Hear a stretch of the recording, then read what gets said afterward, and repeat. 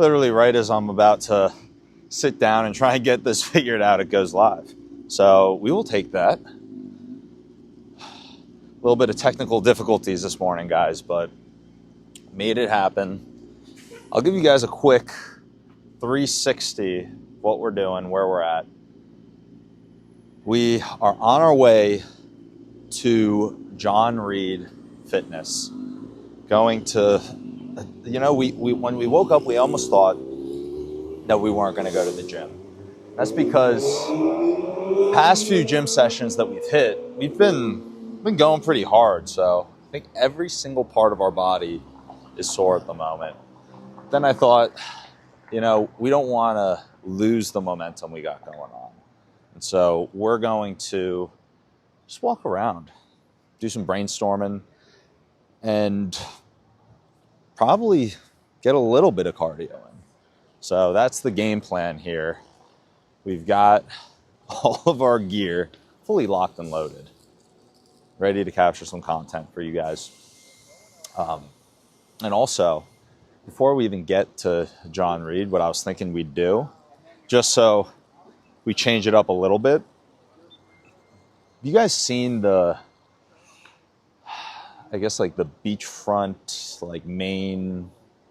It's so bad that I'm not remembering the exact name of the street, but there's a main area downtown. I think it's called Ocean Ave. Pretty sure that's what it's called. If you guys haven't seen Ocean Ave, it's a great spot where,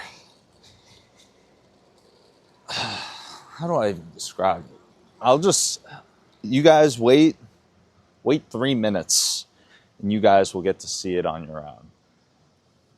It's a beautiful area. Got a lot of restaurants, some shops, different things to do, Greek yogurt. So you guys are going to get to see that. We'll do a quick walk around that strip on Ocean Ave before heading to the gym. After the gym sesh yesterday, but before I give a quick breakdown, what exactly we're doing today. So I'm going to walk around and do some brainstorming on the companies, on just my overall thoughts right now, building the companies, giving you the strategic eye, the behind-the-scenes strategic eye, and a couple of reflections. Because I have to say that with everything that we've been doing, that we've got going on, and when you look at particularly what we're doing on the content side, it gets very difficult to juggle and to manage. And later today, we are putting out a new job posting, okay? So if you're local in Santa Monica, you're very organized, determined, hard worker, then keep watching the stream, definitely, but check out and apply. So the big thing that we're going to reflect on initially, this is what led to this job posting, is that we've been talking about it, that there's a lot going on. But at the end of the day, we thought, okay, how are we going to fix this? And it kind of came down to was just really a second set of hands on deck for follow-ups. And yes, I know that there are AI tools and different things that can help with some of these activities. But at the end of the day, I'm walking under some crane right now. At the end of the day, I think that we need the human touch for this role. So what is the person going to do? What is the purpose of the role? Well, the purpose is to help take all of the things that we're working on and keep them on track. Because I, at times, will get very scatterbrained with things, where be an opportunity, something here, maybe a sponsorship deal, maybe X, Y, or Z, whatever reason, we'll have something, be a real opportunity in front of us, but we won't stay on the exact timeline that we're trying to hit. And that's in part because, okay, talk about doing something, and then I'll need to wait till later that night to get on the follow-up. And then later that night, I'm exhausted and haven't had the time yet to do it and don't want to nuke the next day, staying up late, catching up on all the follow-ups, and then it gets pushed to the next day. And long story short, this is just taking it's slowing things down, that having to do all this stuff. But also, long story short, need an extra hands on deck to just manage all of the follow-ups and keep us on track. And so the role that we're going to be doing is having them come in and basically be on the email chains, be in the loop with everything, keep the tasks, the opportunities, the high priority action items moving forward, and being able to do that in person. So that is the person that we're looking for. Putting out a job posting later today. Actually a very creative idea that we're gonna also pursue to find this role. I think that the communication organization side is very important, and creative idea. I wish I could take credit for it, but my girlfriend came up with this idea. What if I went on care.com? I'm not sure if you guys know care.com, but it's a place where if you're trying to find part-time work as a nanny or someone in childcare or something like that, you can go on and you can try and find a job. But there are personal assistant jobs, and apparently those get scooped up the fastest. So we're gonna review and find the top people on care.com who are local around here and try and do some interviews. I'm gonna flip this camera for you guys. Yeah, so this is what I was talking about, Ocean Ave. It's an iconic staple of Santa Monica. Someone's car is beeping right now. I'm not sure if you guys can hear that. All right. But yeah, guys, this is the famous Ocean Ave.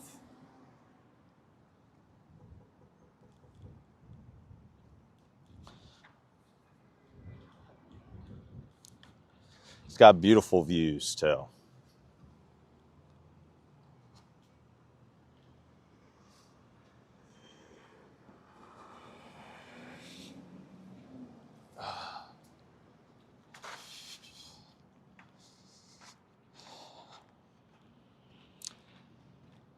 Taking you guys here to the edge, right by the beach. It's pretty empty at the moment.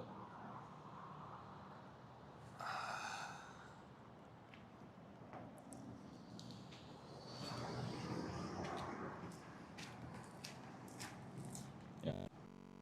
So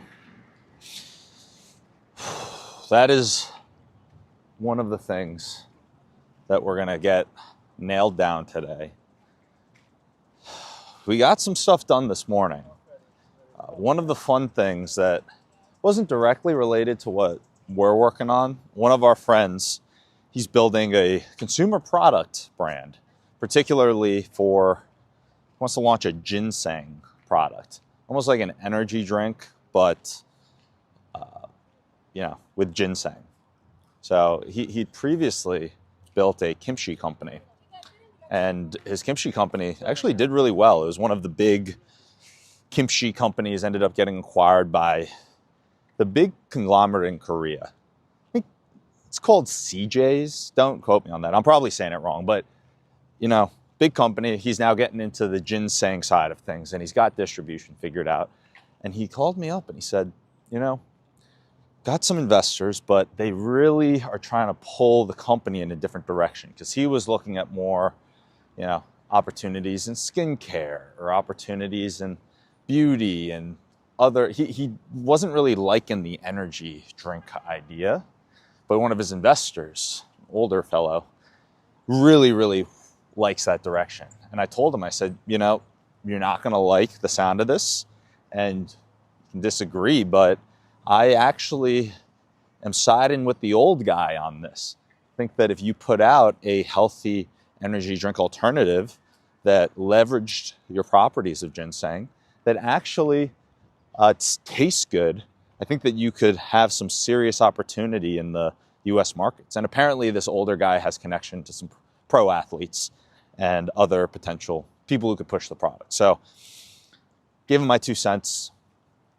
I think I actually changed his mind on it. Before, he was coming in all upset, not really wanting to go this direction in terms of, you know, his thoughts on how this investor was pushing in this direction. But I think now he sees the opportunity. I also told him that being someone who's part of his target market, I could assure him that a product like this on the market would likely do pretty well. We're just taking in the views.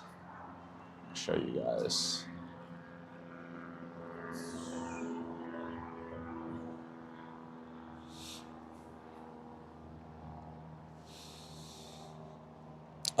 So yesterday,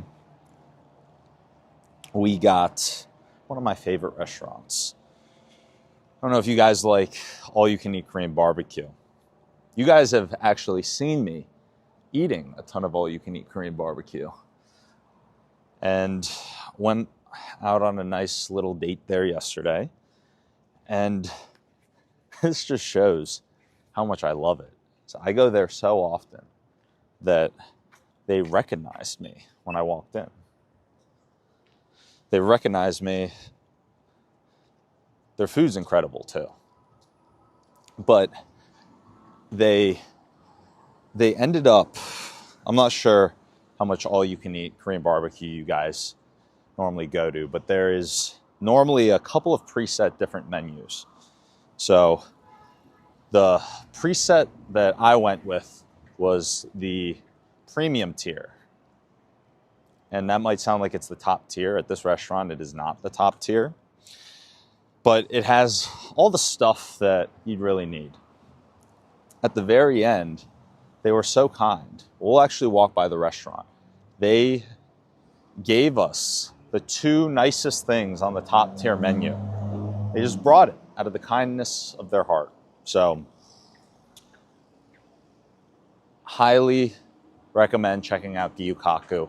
The food's actually great. Even if they hadn't brought out that extra meat, I would highly recommend it. I will mention that sometimes, depending on the location, it might take a little while for you to get the food. But if you're okay with a little bit of a wait, then it's very, very delicious.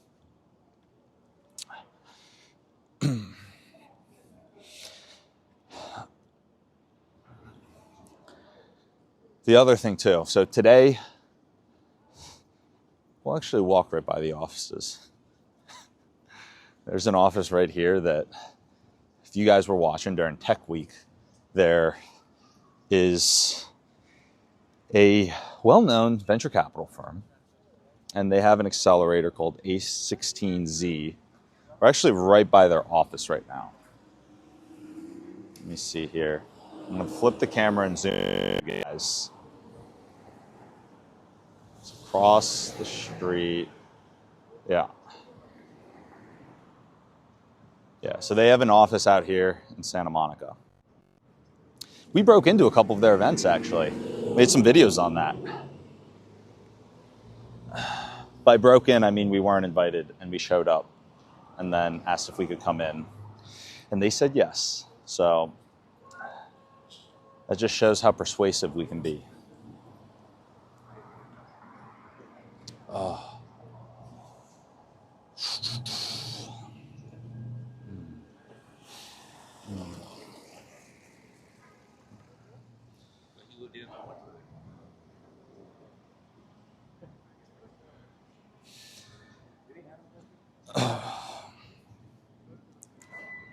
We're gonna walk right by their office and peer in and see if we see anyone. If we don't, it's fine. But if we do, we are going to call them over to us.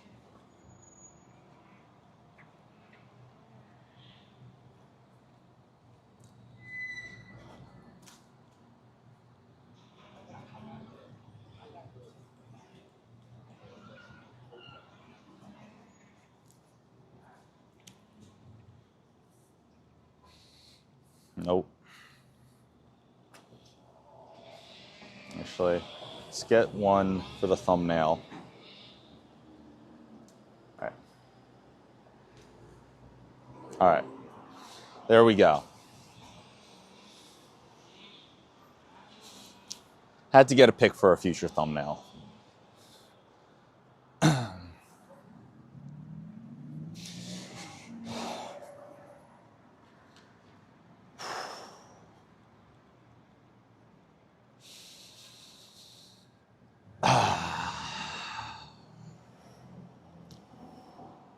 Beautiful, beautiful day out here. Wow. It's days like these that make you just want to get out and not have to sit inside all day doing work.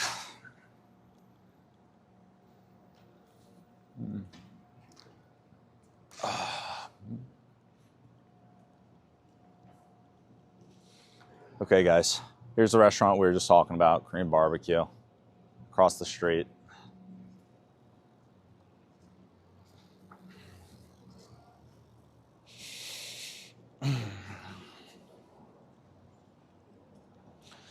So game plan for today. We're gonna bike, light bike. I think we're just gonna do cardio. To be honest, we're not feeling good. I don't know if we're getting ready to come down with something. We didn't sleep all that well. So our body's just feeling kind of achy right now, which I think is a mix between the actual lifting we did and just feeling a little tired. So that is the game plan.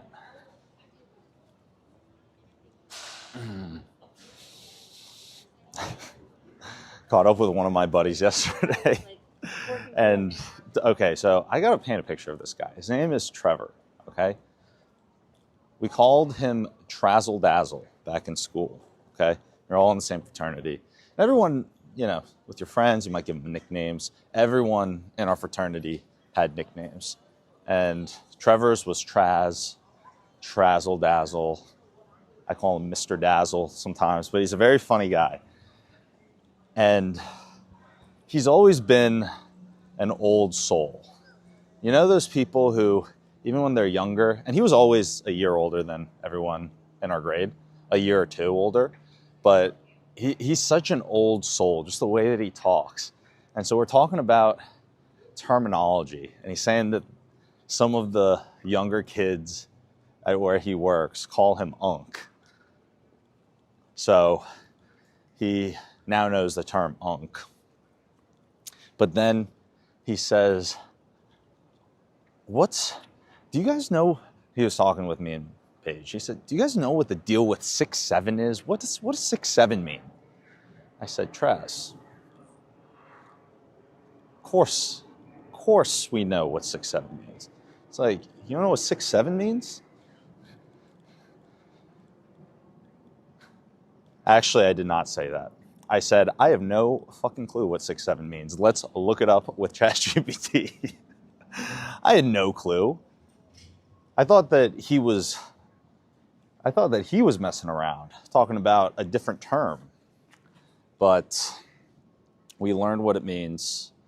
It's a secret. Maybe at the end of the workout, I'll give you guys the full lowdown, what it means, how to use it. But as a cliffhanger, I'll just say, bro is being 6'7", okay?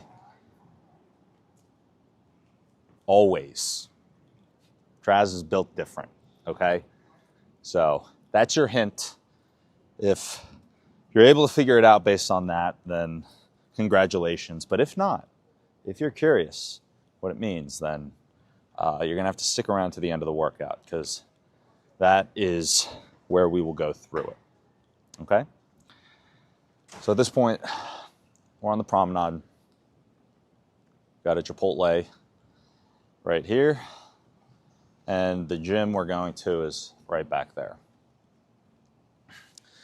Have a little bit of a stomach ache, so I'm going to sit down for 2 seconds. And then we're going to go in. You know, I feel like, I don't know if we're coming down with something, but we need to get the vibes up for this workout. It'll just be cardio, so it's not going to be anything. It's not going to be anything too crazy.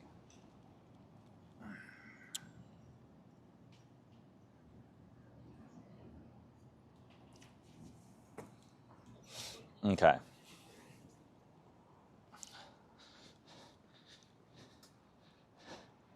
Here we go. One of these days, I'm going to have to bring you guys in when the DJ's going. DJ's going I think at 5 p.m. I'm going to mute myself because I'm going to need to give him my phone number to get in. So I'll go on mute in 2 seconds.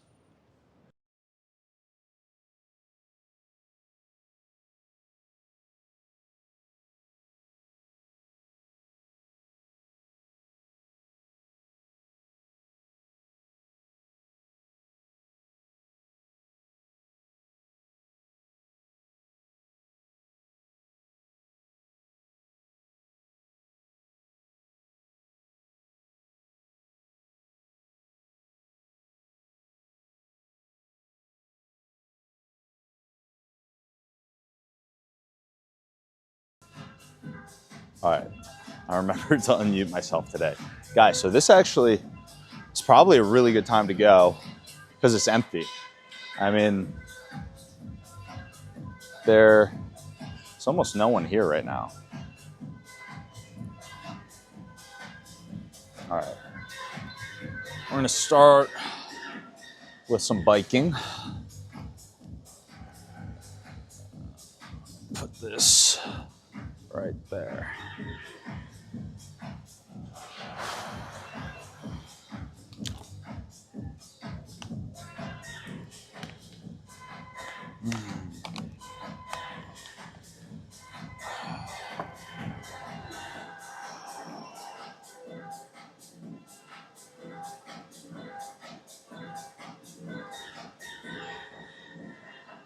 All right.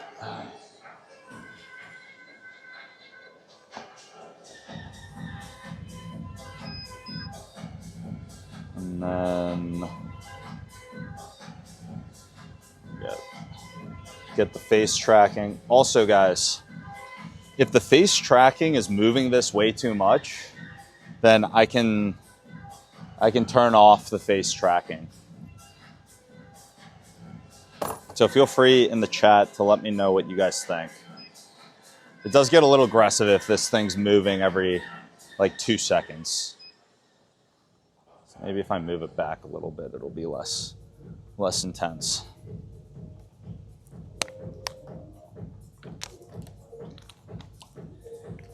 Honestly, yeah, it's annoying.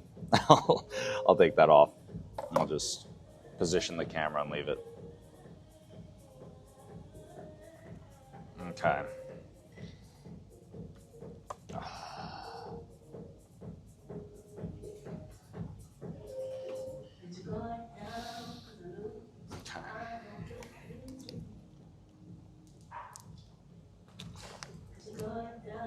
Actually, let me see here if I can think that this will be better.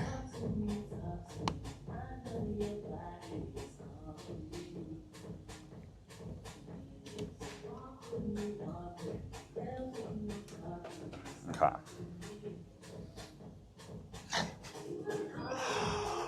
Okay, there we go.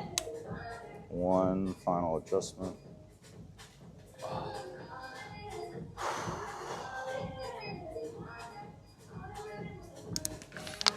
We're gonna keep it really, really light today.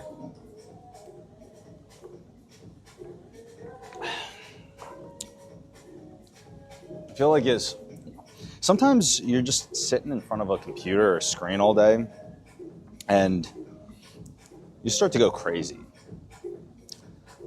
So it's kind of at that point where I just knew that I wasn't going to be able to think properly if I didn't go out and do something, get moving. So we decided to still hit a quick lift. Or not a quick lift, a quick gym sesh.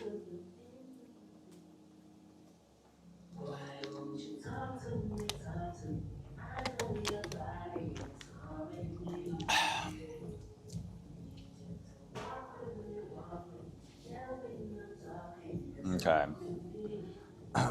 So let's reset for a second and think through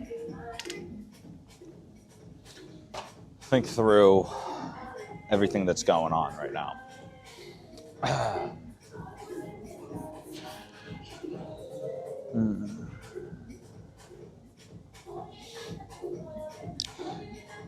So let's just kick it off with the assistant role that we're talking about. So on the assistant role side, actually, before we dive into it, it's going to seem like all of this is very discombobulated. So I'll first talk you through the thought process of making this as a key hire. So it's actually something I did much better when I was building my last business, Sazmining, which is AI was very tempting. It's like, why is it tempting? It's tempting because you have the capability to get so much done with just a single prompt, a single tool. And that's very attractive. It's very alluring to me. I started thinking, okay, well, I'm going to start trying to take more of the ideas and the jobs and roles that would normally have needed a team or individual to do. My initial hypothesis was, okay, well, since these tools are going to get 10x better, it's best to get ahead of that, be very lean, and build those build the systems to leverage those tools. The big major flaw and mistake in that line of reasoning and the line of reasoning that I took was that it was too overwhelming for an individual to try and juggle and maintain all of these different areas simultaneously. It's like rather than being able to, let's say, work with an individual to help go and take it all the way through, the onus was on me to manage the full delivery of everything. Whereas an AI can help make that delivery, 5x faster and more efficient. But at the end of the day, it becomes too overwhelming and it's too difficult. I guess the point I'm getting at right now is that I need to focus on bringing on the right people, but in the highest leverage opportunities. I think that having the COO and CTO, having someone manage and be responsible for all technology areas of the business, then having someone responsible for the operations side, that's huge. But simultaneously with the COO role, if we want to pick a good person, we don't want to force something. And having an assistant role is a good bridging point to that, where I bring someone on in an awful world, it doesn't work out, and spent some money, spent some time, probably got a little bit more done. It's actually not that bad. In a best case scenario, or in an average scenario, You bring someone on, they're great, you get way more done, you know? Maybe that's a little bit better than average, but you know, you get more done. Great scenario is you find someone and you find a gem on the assistant side, and then they can grow into the COO side. So all things considered, I think that it's a no-brainer to go and focus on this, because it is going to make every area that we're doing more efficient. So similarly to how we focus on the content side, we got the machine going, and now content comes out for every single piece of the business. So it multiplies the impact across everyone who gets to see the content. Now we need a role like this that's going to multiply our ability to execute in every single area of the business. So that's the thought process with why we're hiring that person. And you guys know the game plan for how we're going to do that. And that is my biggest. I'm not going to go to bed tonight until I at least have this care.com account set up and I start actually searching for people, because I want to get on this ASAP.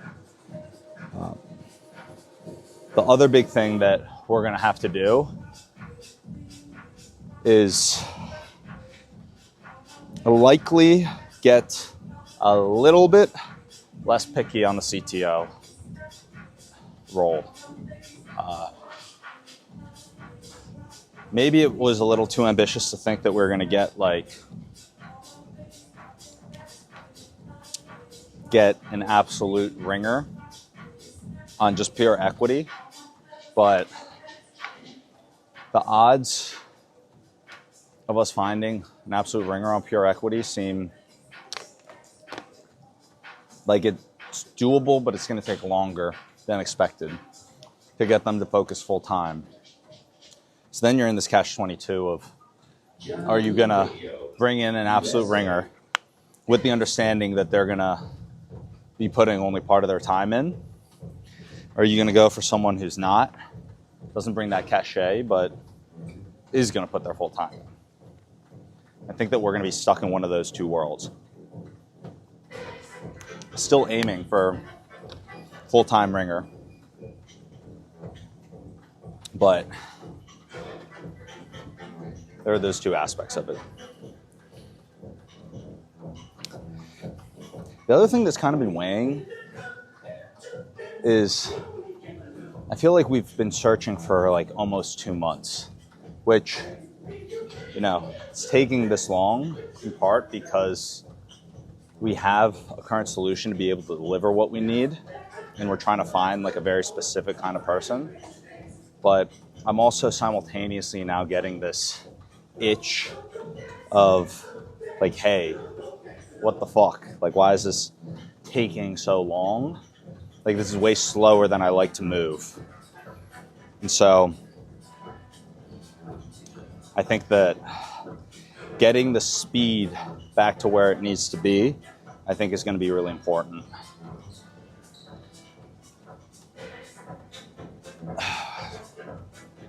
I always have this like feeling that things are moving too slow.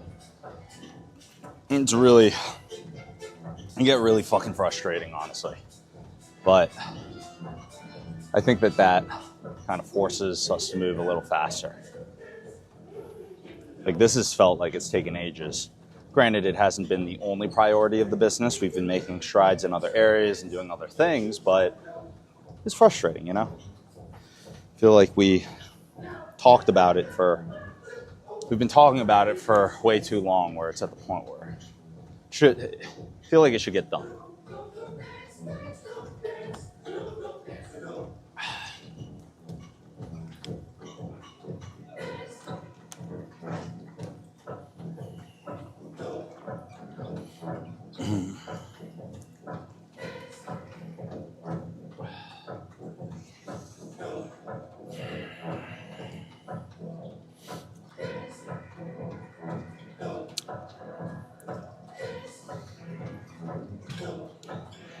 Guys, I'm shocked by how empty this place is during the day. It's been a while since we've gone at this time.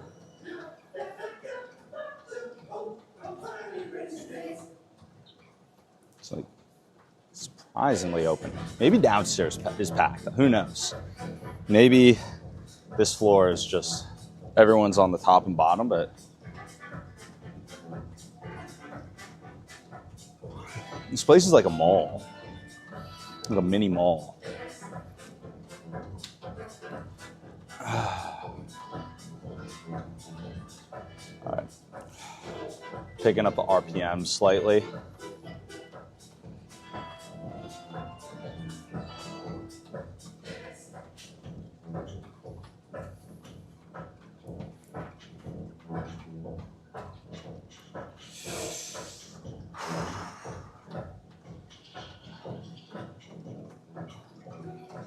Also had another, this is like pre-breaking news, okay?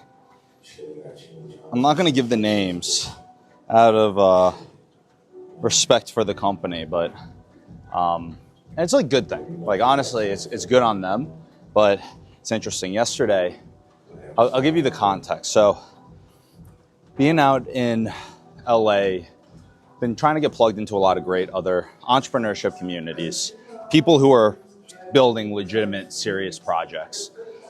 So there's a period of time where it's going to a lot of talks, a lot of events, and meeting with the people who are doing these talks, getting acquainted with each of them. And it was fascinating because some of these guys, they're big-time entrepreneurs. And you're looking at guys with 5+ exits. Great communicators, great speakers.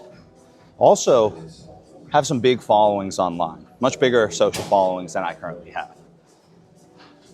I give you this context because there's a little while ago, I had an idea. I said, I want to get put in touch with, get investment from some great strategic angels. And I floated the idea by these guys, didn't push it aggressively.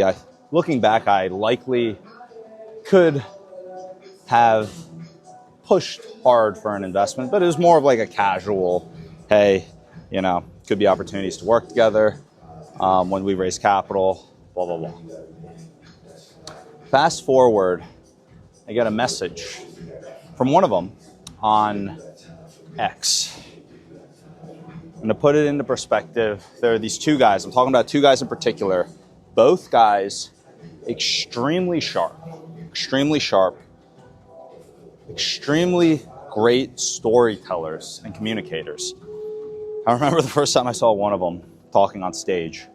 When you go to talks and you can drone out and can be boring, you go up and you're like, all right, this is okay, but it doesn't hook you.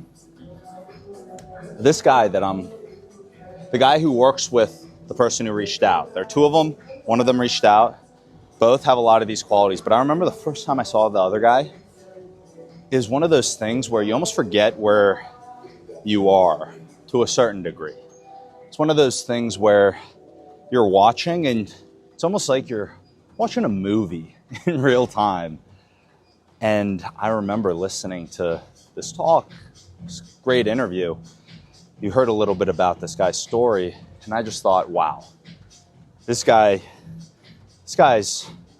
an incredible builder, right? I mean, granted, you can only assess the outcomes and what you see there, but the vibe was wow. That was one of the better talks I've ever been to. Ended up speaking with him a little bit afterwards. I got plugged in, see him at a lot of events, go to some of his events and the events that these guys are putting on. One of those events was for a launch party for a project that they were working on. If you roll back the clock, there was, and still is, a lot of hype around these no-code vibe coding tools.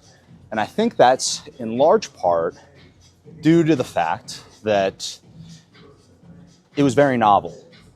You had people who didn't know how to code going from zero to fully building prototypes and doing it at speeds that even top-tier developers, builders who were technical couldn't do or deliver.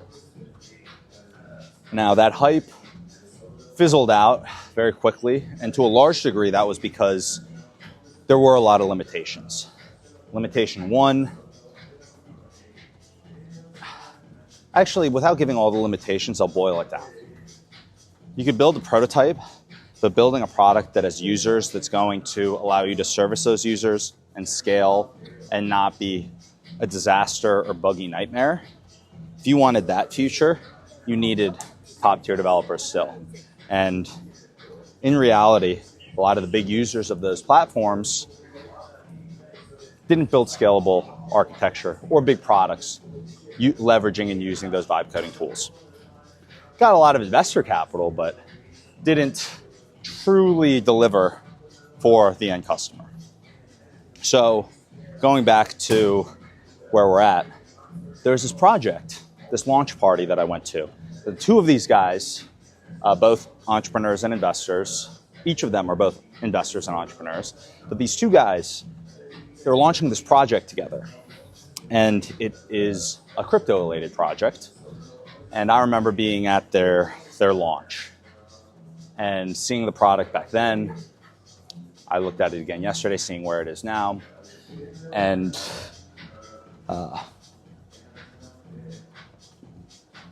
here's the interesting thing. It's a belief that I used to have, that having been building for the past decade as a founder in the tech industry, it's something that I don't believe anymore.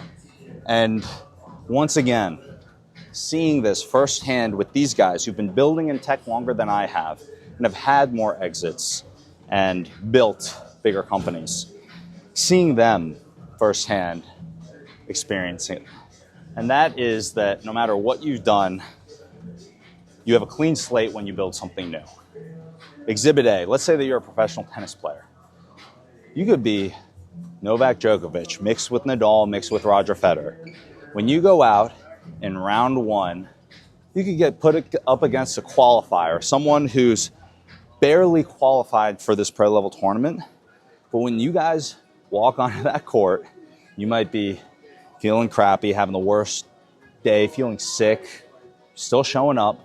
And that person could have been perfectly rested. Everything's dialed. They walk out on court. They're feeling it that day. One of those days where they're swinging and it's going where they want the ball to go.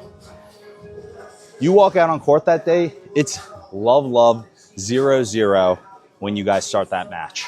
It doesn't matter how many Grand Slams you've won. It doesn't matter how many accolades you have, how famous you are. When you walk out onto that court in round one, it's love, and you're serving the ball, and you got to win that match. And I think that in entrepreneurship, I had this belief that, once you do something once you get product market fit, once you actually see some form of success, if you go through that early stage again, you'll be able to do it, no problem. You'll be able to get at least to a minimum level of traction. You've done it before, you're experienced, you've got connections, you've got network, you understand the game. But this is the interesting thing about entrepreneurship. It's exactly like that game of tennis where you go out there, you make some wrong decisions. One of your young, hungry, up-and-coming competitors who's not nearly as smart as you, nearly as well-seasoned, but is working harder, wants it more, makes a couple of right decisions, gets a little lucky at times, but creates their own luck, they can take you out. And tying it all back to this, you're looking at an amazing team. People are very accomplished. They're back in the arena. They're still grinding. They're learning AI, and they know that it's important to have a top-level team, top-level talent. That's one thing that doesn't matter what OpenAI ships tomorrow. It doesn't matter what new technology comes out on the chatbot side, on the sales side, on any side. It's the one thing that doesn't change is that you still need a great team. So he reached out to me and he said, they've got some big audiences. He said, we're putting together a incubator, accelerator, venture studio type vehicle where we want to take ideas from the very early stage and turn them into massive, massive companies. And he said that he thought back to some of the events that we met at, and in particular, there's even one where he just hit me up last minute. I found out when I was getting there that I was going to be talking about, giving a live demo, teaching everyone about what MyWorker AI is doing. We rolled with the punches. We got there and gave the demo, and in full transparency, maybe it's the portion of me that can be hypercritical, but I just look back thinking, oh, it's kind of a shit show in terms of how it went. But said that he loved it, the other guy loved it, and they think that that it's great. And he said, we both had that feeling that we want to find a way to work together and make something happen. So fast forward to finally the conversation that we were having yesterday. He caught me up with the progress of this project that I was actually at the launch party for. And he told me, this is where the project's at. I was asking a bit of questions and getting a quick refresher on everything that had happened since. And this is going back to what I was talking about, getting back in the arena. It was amazing because I remember when I started MyWorker, it's like you think that a lot of the things that you know, principles that you have, are the right way to approach things.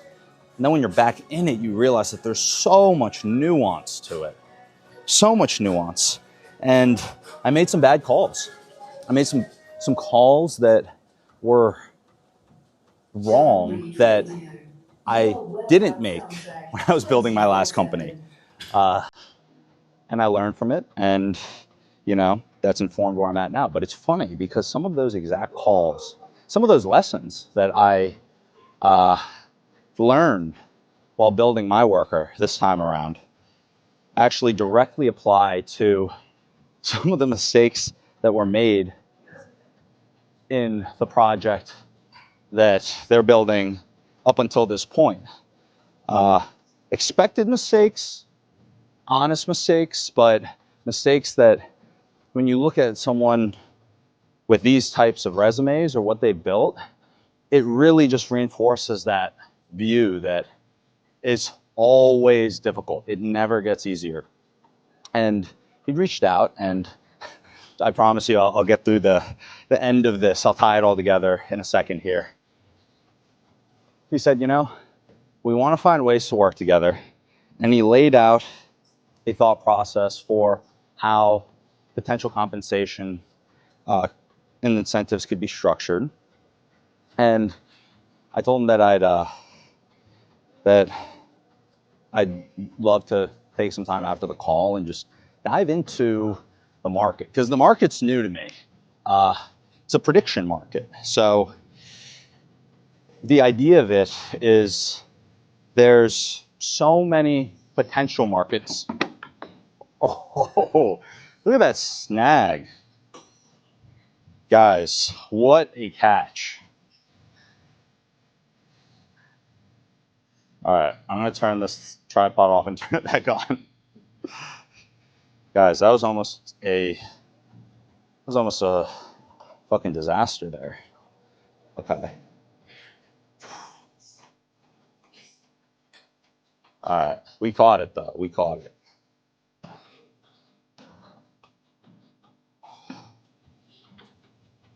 Okay. Got to get my bearings back. Imagine this thing had just broken. Actually, I'm getting a little hot. I'm gonna take this off real quick, and then I will tell you the rest of what happened here. It's very, very fascinating.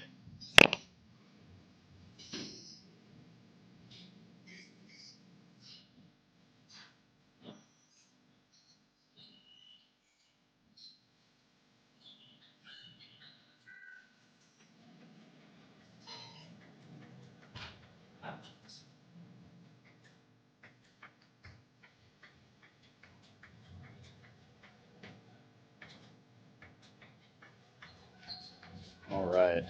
Also, guys, if you haven't seen the hoodies yet, check this out.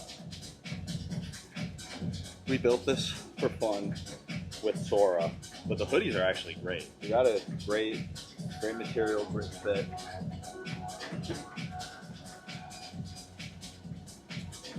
Place that back there. Okay.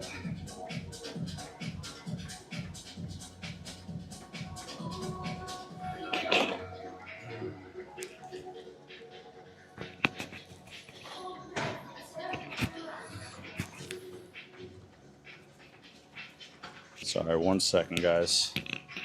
Let me get this.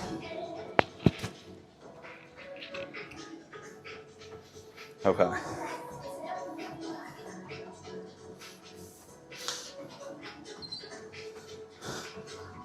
So we're about to finish what happened. Catch you guys fully up, and then we'll chat about it.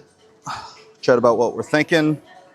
And actually, I'm telling you guys all this right now, but this is the first time I'm actually talking through some of the thoughts, because I went and did the research, and I'm still in that figuring out what is the best thing to do phase.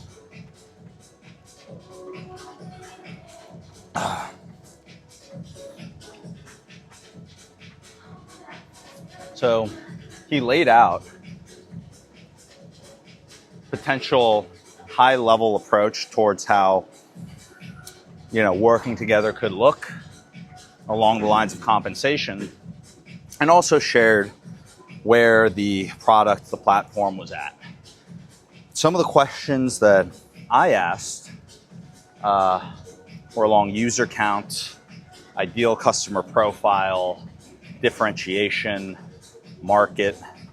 It's like, if I'm gonna try and help build something, I need to really understand these key fundamentals of the business that we're gonna go in and build. Long story short, I'll tell you guys about the idea. So the idea is, you've got a lot of markets out there, a lot of prediction markets.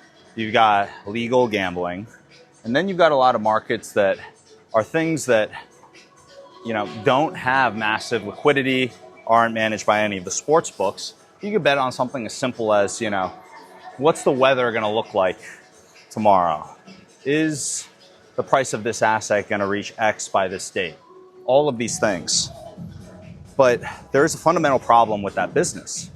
And the fundamental problem is, who is going to be the arbiter of truth, right? And by the arbiter of truth, I mean, let's say that we do bet on if at 12 p.m. tomorrow, the weather is above 75 degrees Fahrenheit, right? Well, you need the data source, and you need the oracle. You basically need the source of truth that's going to decide that. And so that's where AI comes in. AI, they've built a whole separate oracle and AI model that will play that role of the arbiter and be able to validate whether this person, this side of the bet won, or this other side won. So I'm like, all right, that's a really interesting concept, and it's a very big potential market, seemingly on the surface, but in reality, I don't really know. Then there's the whole concept of the legality of like what licenses are needed. Like, you need a money transmitter license, all these things. And that's where the application of crypto comes in to address, like, money transmitter sides of things. But there's a lot of questions that I currently have that I'm going to look to get answered on Thursday. And in reality, it might not seem like it, but the bar for what is going to get attention and what we want to contribute to, it's a very high bar. Like, it's one of those things where you have very limited time, and it's very difficult. Like, You can't ride 2 horses with 1 ass, let alone 3, you know? And really finding and honing the focus.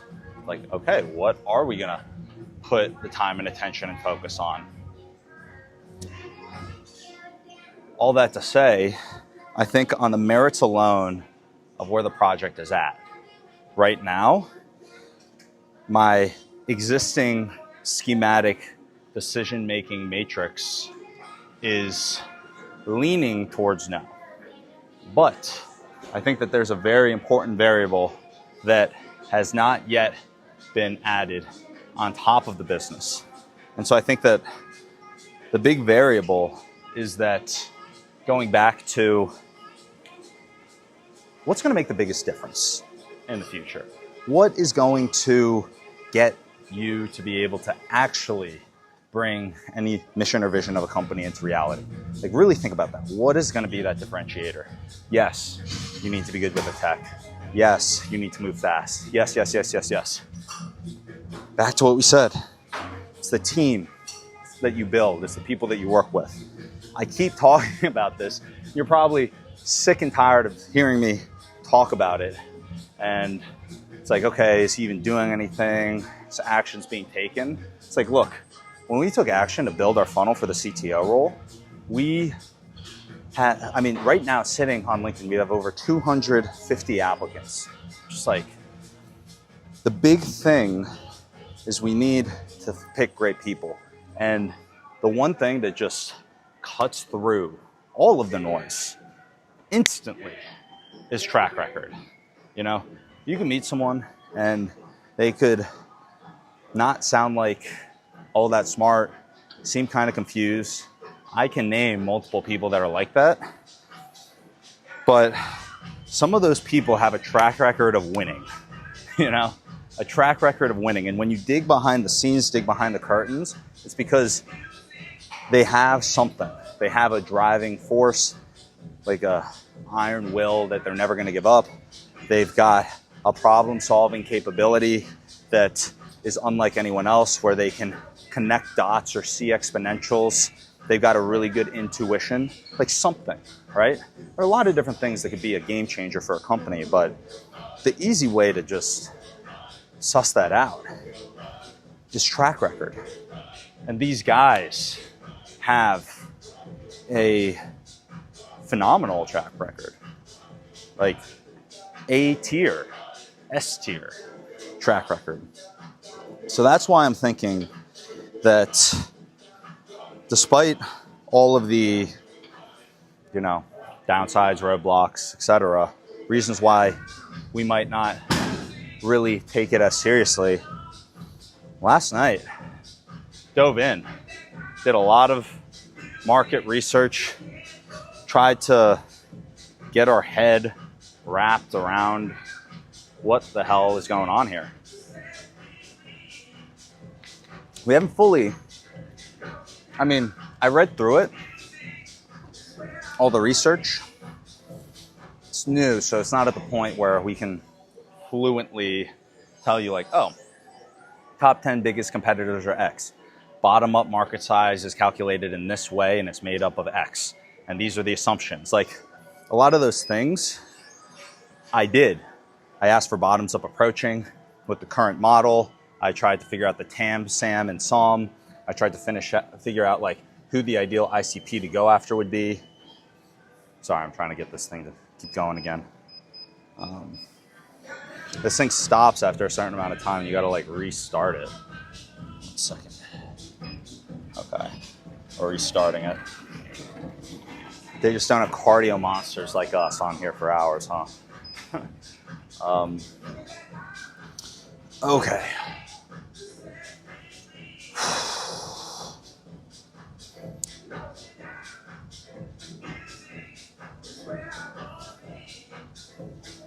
So a lot of things to consider. I think the market's important. I'll actually teach you guys the big mistake that I made with MyWorker and the mistake that these guys actually also made when they were building. So the big mistake colossal fuck up that they and I made when we were first starting our current companies. We didn't think deeply enough about the ICP before building. Guys, I cannot stress how massive of a fuck up this is, and that I will no longer make anymore. I was asking these questions right off the bat because we are not making this mistake anymore. Because I'll tell you exactly what happened. I'll tell you from personal experience. I don't know. I can tell you a little bit about I'll speak personally because I don't want to share too much about what they have going on without sharing. But here's the mistake that I made. I'll tell you the journey with it too. The hypothesis early on, coming from the data center background with Bitcoin mining, I noticed something very early that even people today have not fully pieced together. And that is the exponential increase. Truly, like understanding, wrapping your head around the exponential increase of performance in large language models. So how smart, you can think about it this way, the intelligence metric. How smart is ChatGPT when you have more compute in the data centers? Bigger data centers equals more smart. Okay, just put it super simply. The rate at which more data centers equals more smart, I noticed back when starting MyWorker that it was far bigger than even the most bullish tech investors were thinking about it. You look back at YC or some of these others, they were severely underrating how much better these were going to be. Because naturally with human nature, it's very hard for humans for you to think in exponential terms, truly. Very, very difficult. So with MyWorker, the idea was, if you continue following this exponential curve, you're going to go from toddler level intelligence. You're going to go from toddler level intelligence to exceeding PhD level intelligence in a span of under 5 years. That's exactly what happened. That is exactly what happened. But if you had talked to someone who made that prediction when you were pre-ChatGPT 3 or at ChatGPT 3, they would have looked at you like you were crazy. Fast forward, the initial hypothesis shifted. We were trying to help early stage founders, and that's who we had as our design partners. The big mistake that we made is we had a mix. What do I mean by this? We had a mix of both the founders as an ICP as well as the reps from large organizations. Why is this a problem? You're building two different things in one product. Imagine if you're trying to build a bike because you're trying to help Lance Armstrong train for, the Tour de France, but simultaneously you're training Roger Federer for Wimbledon, right? There are certain things that if you're just training for Wimbledon, they are amazing, You want to do this drill and that drill and that drill and do X, Y, and Z. And, do these things to improve your reflexes, like catching the ball out of the air. Great if you're going and trying to win Wimbledon. Not the best use of your time if you're trying to win the Tour de France on a bike. So that is the damn mistake that we made with MyWorker. We were training both Federer and Lance Armstrong, right? We were incorporating both. Those might be a little different. Like, to get more specific, it was more like we were training like Usain Bolt and Lance Armstrong, right? Or Usain Bolt and a distance runner. That's probably the best scenario. We're training Usain Bolt and a distance runner, right? Trying to win the ultra marathon. Different training is needed. You're going to be able to build an ultra-specific, great program if you're only trying to train for one thing. And so that's exactly what we did. We had 2 ICPs, 2 ideal customer profiles.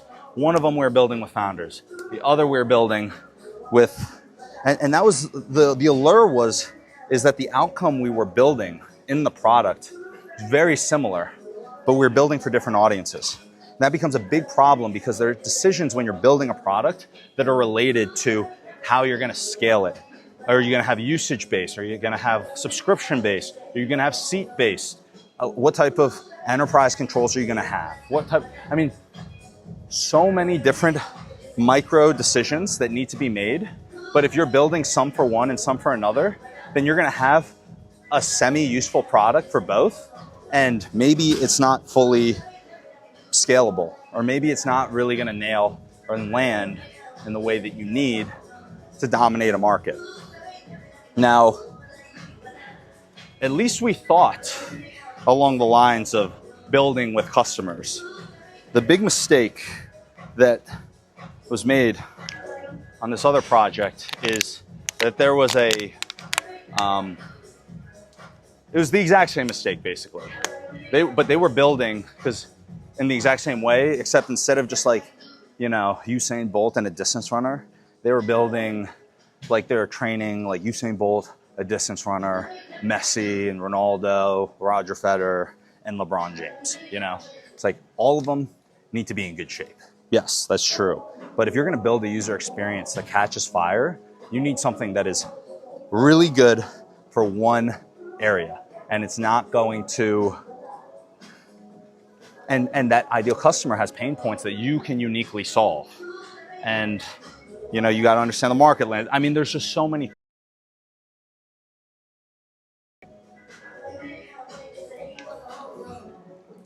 Now you're seeing record breakout. When I was in Palo Alto, and I had a chance to speak with one of the guys who invests capital through a fund of funds.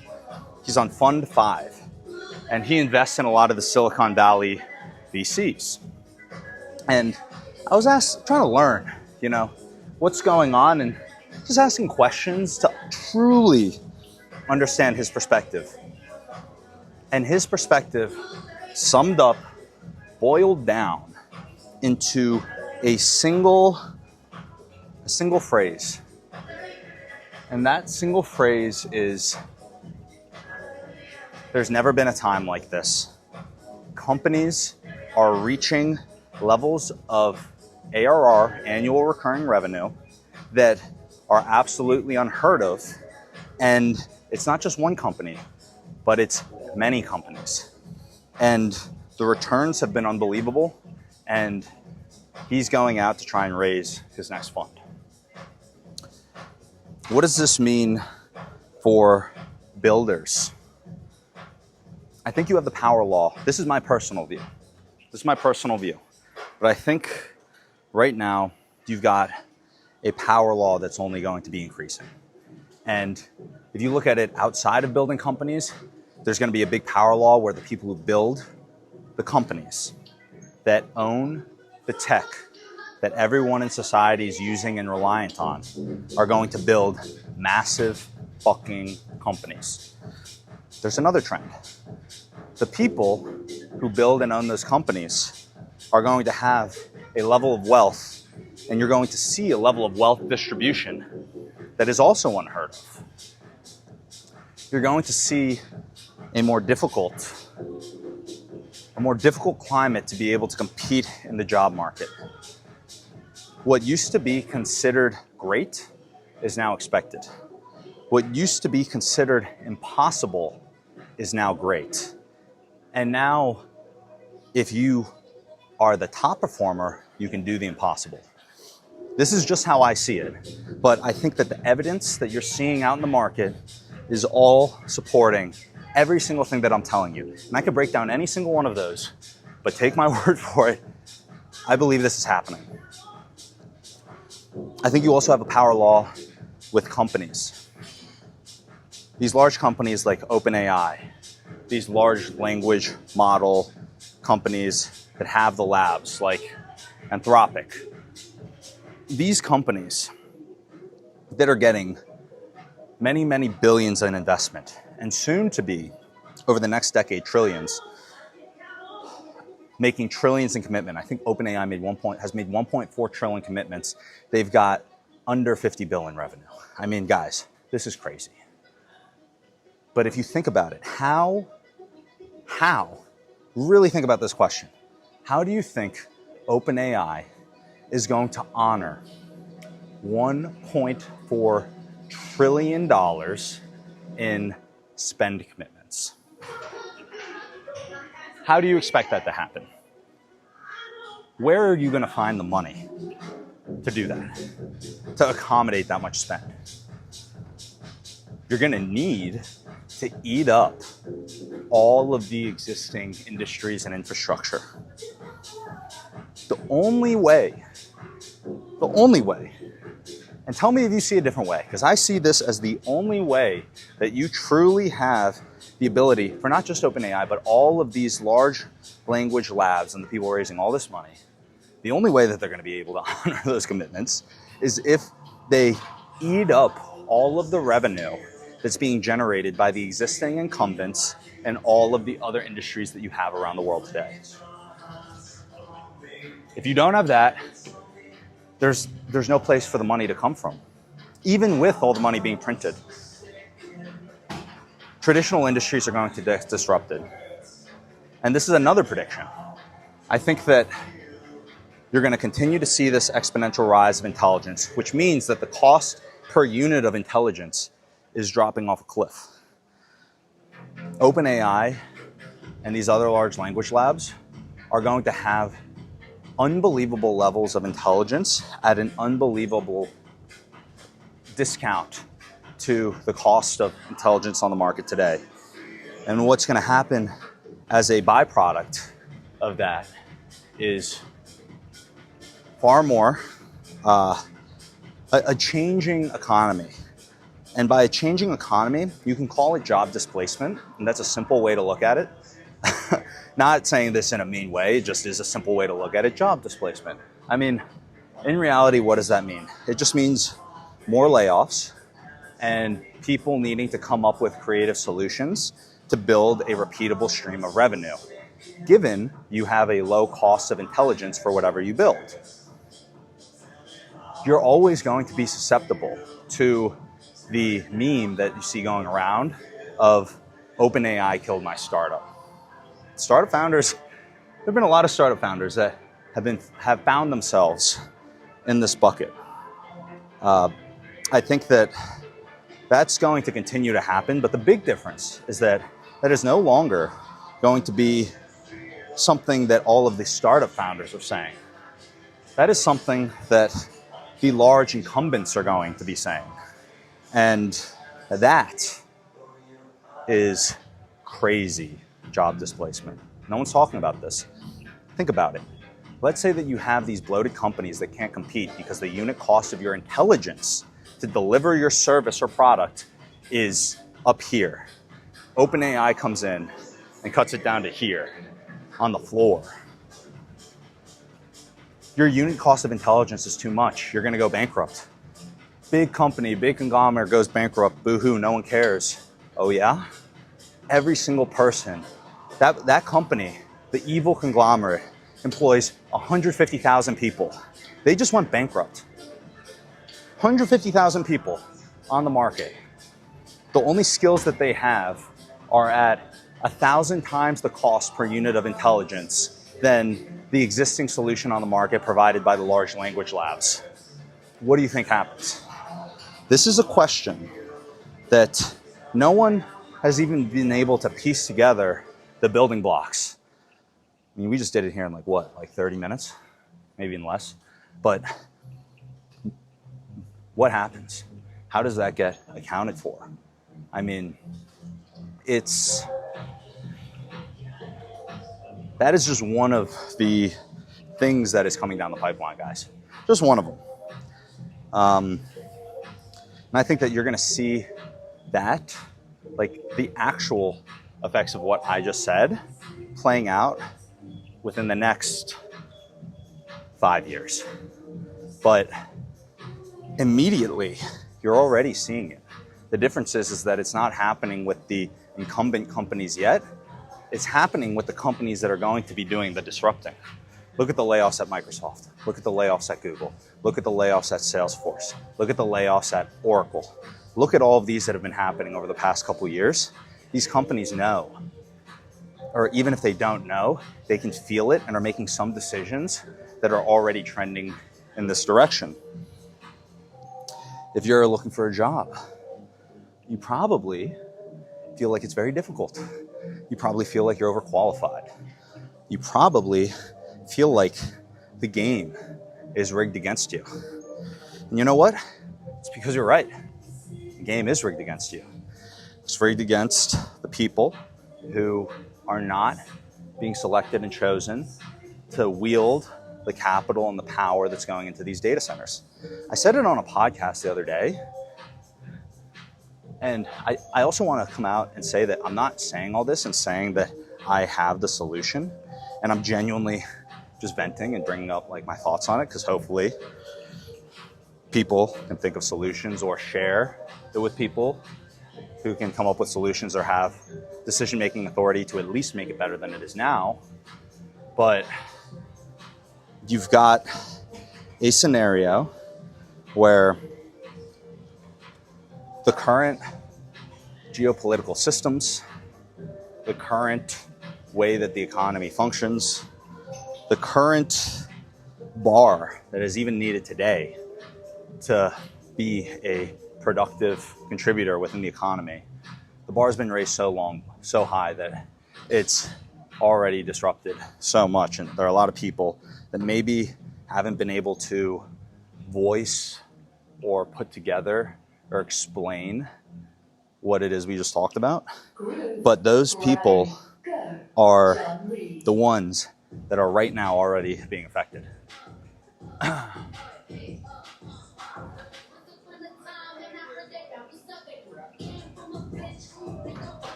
There are also people talking about how some developers are wanting to move off of OpenAI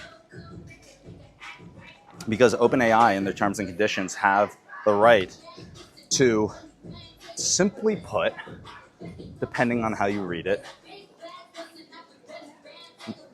if you're a betting man, or if I was a betting man, I would bet that they're leveraging the tech and compute infrastructure they have, in part, to be able to parse through and take valuable data and learnings from the current information that they're gathering from you or you as a developer on their platform.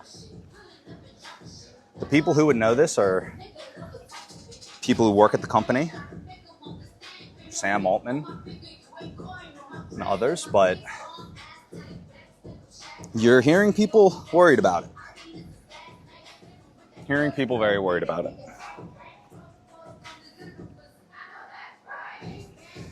And even just for saying all this, I mean, I am probably getting blackballed from YC,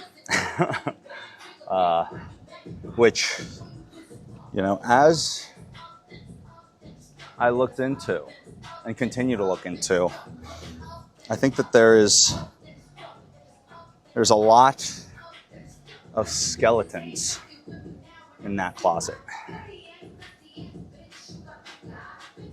I don't want to get suicided, so I'll stop it there. But I think it's a crazy world you're going into.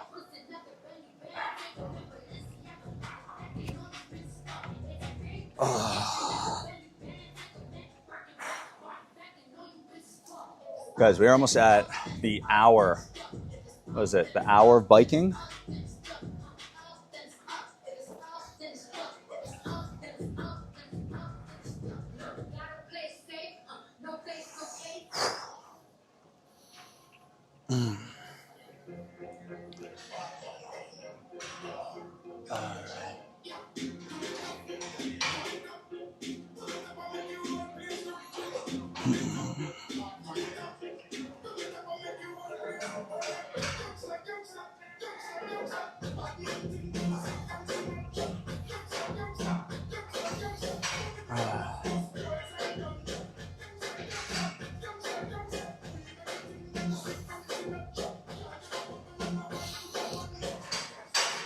So once we hit the hour mark on this bike session, I'm thinking that we go fill up this water and then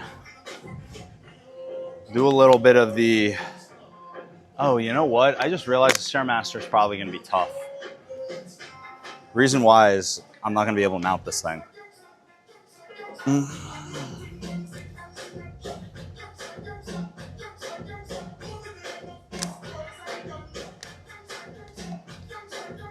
What we can do is, I think, an hour-long cardio session like the one we've had. As you can see, we're not breaking any records here. We're just biking fairly casually. I think an hour of biking is good enough. So once we finish this up, I'm thinking that we actually just go and we stretch. And after we stretch, we finish up. Good, simple, easy plan. I use a lot of my brainstorming sesh here to, I guess, talk about predictions, but let's reset. Tell me if you want me to answer any questions as well, but if there are no questions, we're doing a reset. I just want to get very clear of the order of activities that we're going to do when we get back. Those activities need to be to do those highest leverage activities that unblock us, which is those key hires.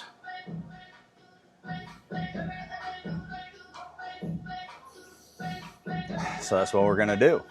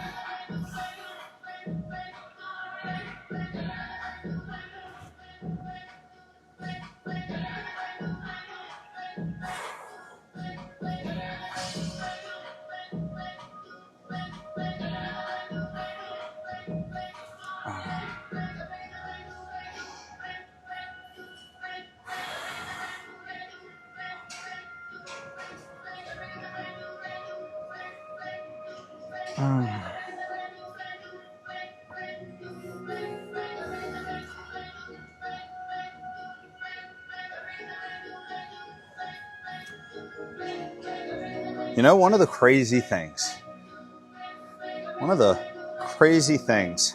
about how my energy is now versus when I used to, I don't want to say be young, but when I used to be able to go and just do a lot of crazy things. Like, I used to be able to go and just drink all night and wake up, go to the gym and be completely fine. Now, I don't drink. I've been drinking for a few years. But not only do I not drink, I also, just from a lack of sleep, will have a difficult time.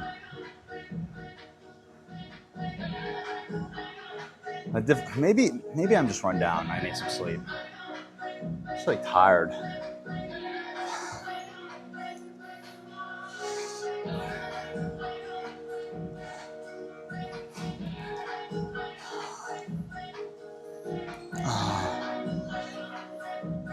I feel like there are just times where it's like, even though your body's exhausted, it's like you just can't shut off your mind.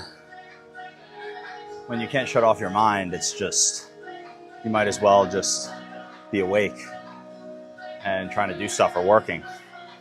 Or else you're just laying in bed thinking about all the stuff you got to do. And if you're not doing it, that just builds the stress even more. It's a difficult balance.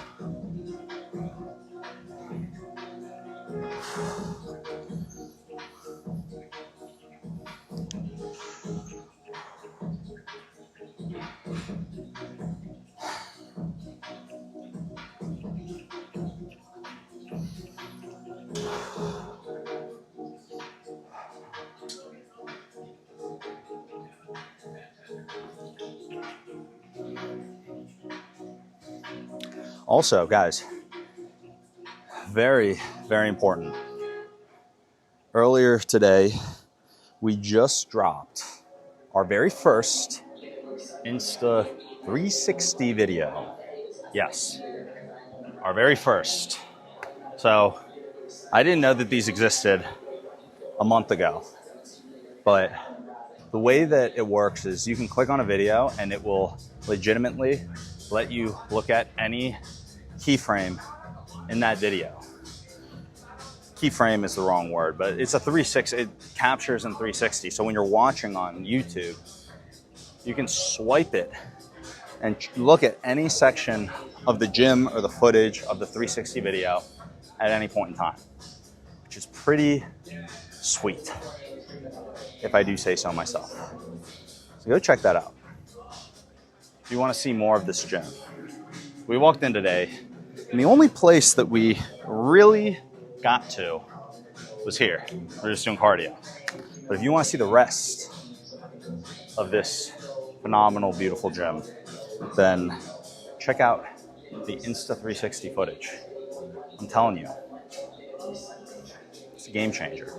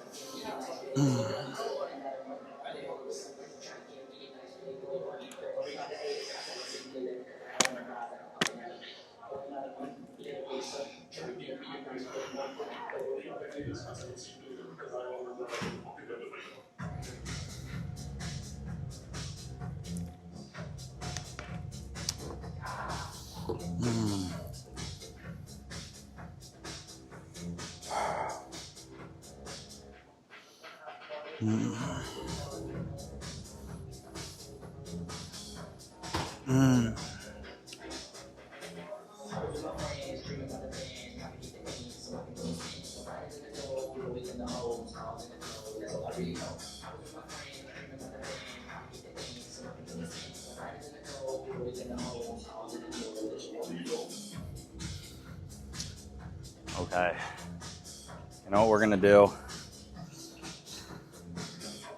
It's gonna be painful, but I think it has to be done.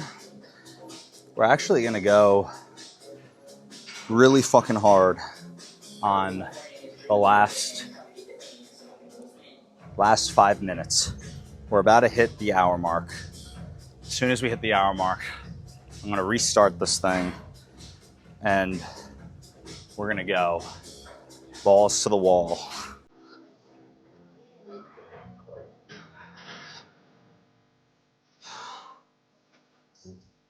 Will I pass out?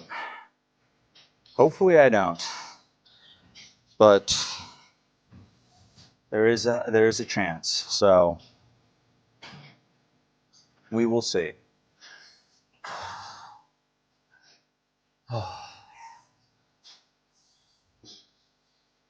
Okay. Here we go.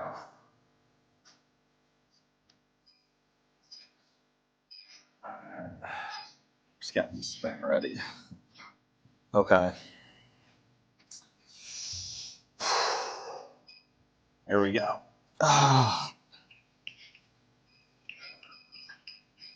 We're bumping up the resistance.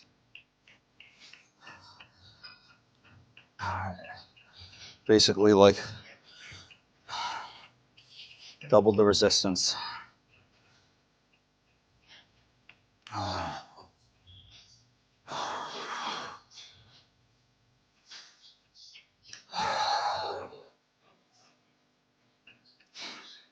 Up the resistance and speed.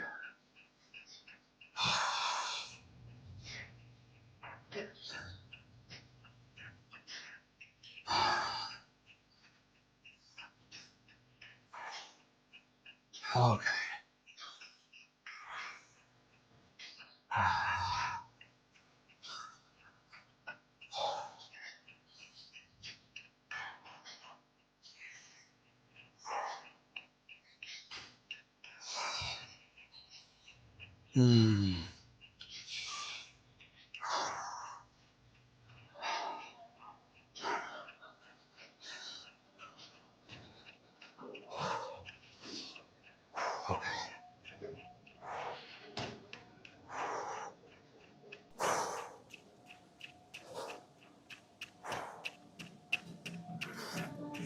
Okay.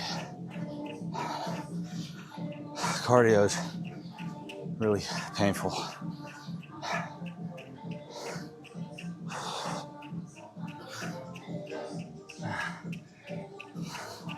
The legs are burning. I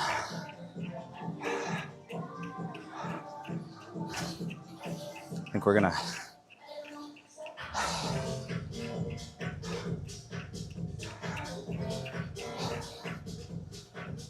keep going fast. The thing that helps whenever I had a really painful part is the same thing I do that allows you to get through the initial phase of the ice bath. One time, I was in an ice bath for so long, I almost got hypothermia. I think I might have been going through shock. I was in there for 20 minutes, actually over 20 minutes. You didn't even feel it at the end. The big key, though, is when you're doing it, you focus on it. And you say, you're approaching a peak and it's going to get easier. And then you sit in it and it gets easier. It's going to take different amounts of time, but it does.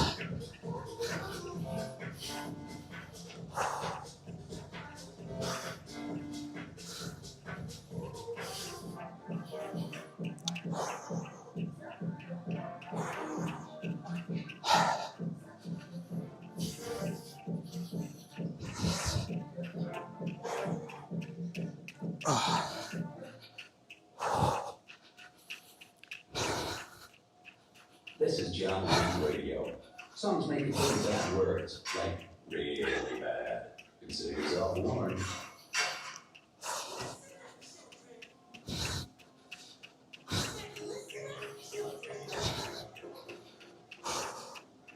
Legs are burning.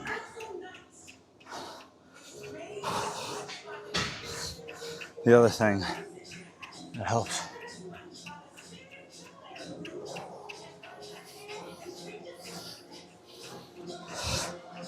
is knowing.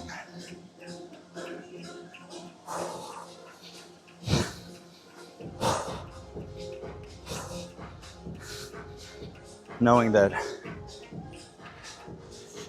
no matter how much it hurts, you still got a lot left in the tank. Your body tricks your mind.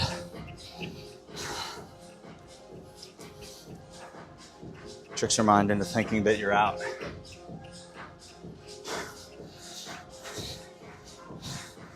You just gotta wait. And then you tap into the next section. And I know that as I'm saying all this, I sound like a D-bag, but it is true. You should try it. Here's a little way to try it.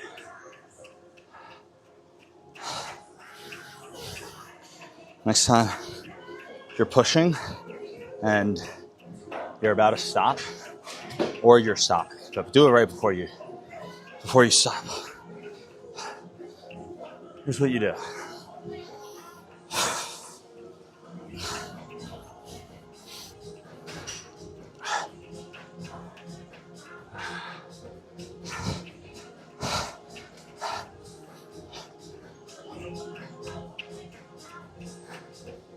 Right before you stop, tell yourself you can in 20 seconds.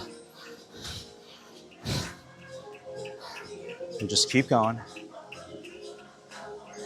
But the one rule is that if it doesn't get slightly easier If it gets slightly easier in those 20 seconds, then you keep pushing to the next wall. I'm trying not to boot.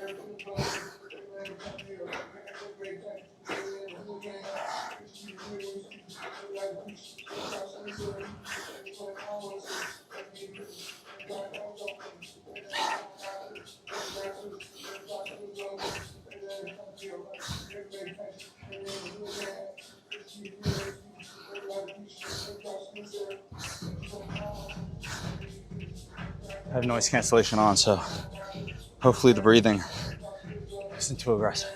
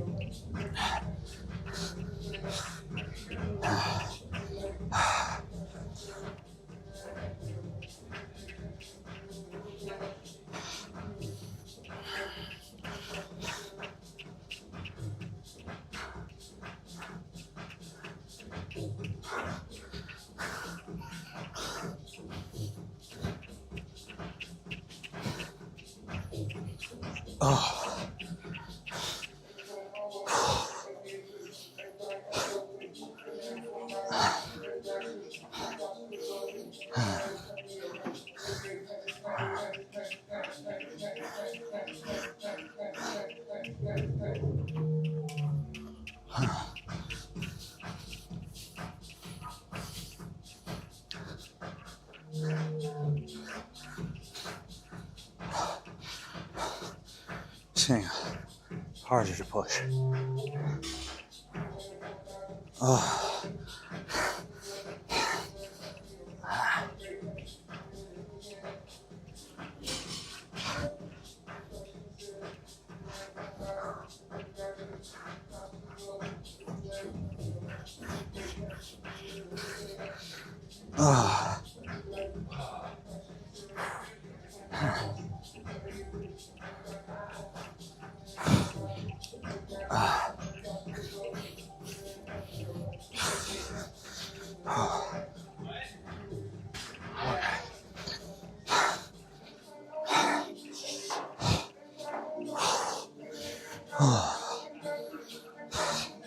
Count to 20.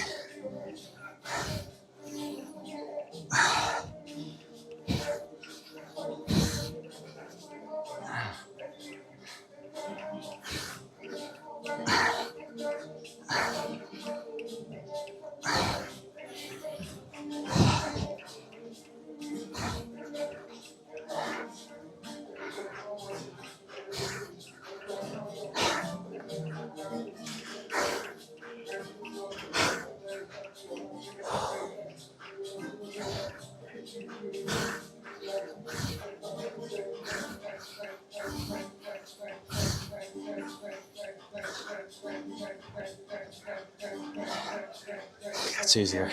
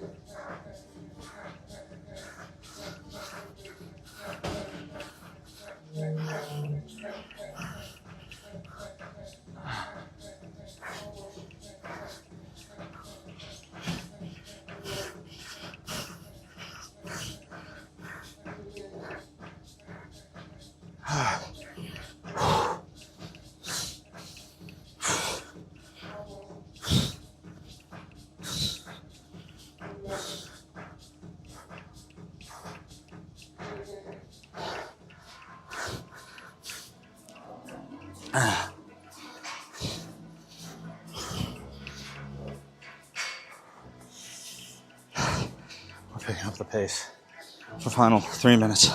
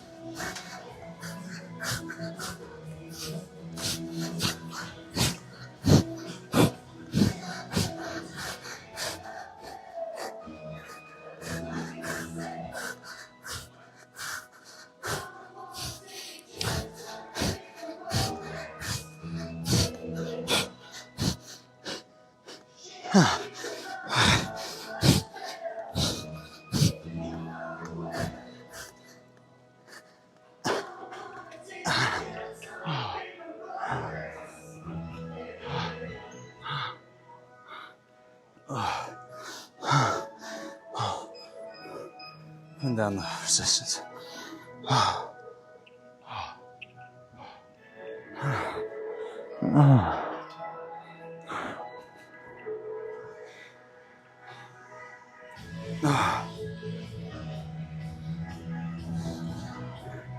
Yo, what's up?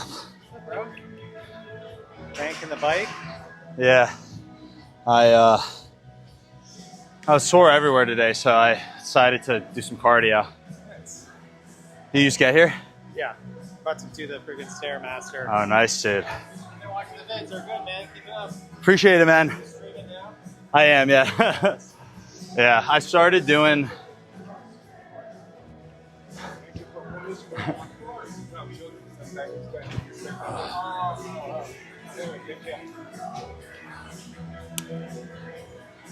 Yo, I started doing the, like, trying to hit morning workouts and then do cardio, like, planning on my day. But today I was just too sore everywhere, so I just decided to stream right off of that. Nice. Yeah. How have you been, though, man? Good, dude. Just busy. Too busy. Yeah. Dude, I'm actually later today going through and trying to do that assistant thing. Which trying one? to trying to get an assistant. Okay. I remember you had reached out about like also trying to find one. Yeah. I'm going to try and find a local person. So fingers crossed. That'll be super helpful. You know who I hired? Haley. Oh, Yeah. it's actually a really good idea. Yeah, she also has a good network. I would hit her up. Yeah. You know, I'm going to do that. That's a good idea. She has I a didn't think big, about that. bunch of girls that all like were second sisters. Oh, so she's got like a network of people that Yeah. can. And Oh. She left her last role. Now she has like a couple of one client of hers. Oh. That's really good to know. I will hit her up. Yeah. Dude, thank you, man. Of course. I appreciate that. Dude, lucky I ran into you. It's actually a really good idea. Yeah. She's great. Too. Yeah, she's awesome. All right. Well, enjoy the workout, bro. Oh my God. I'm gonna get some water. I'll be right back. Oh. Oh.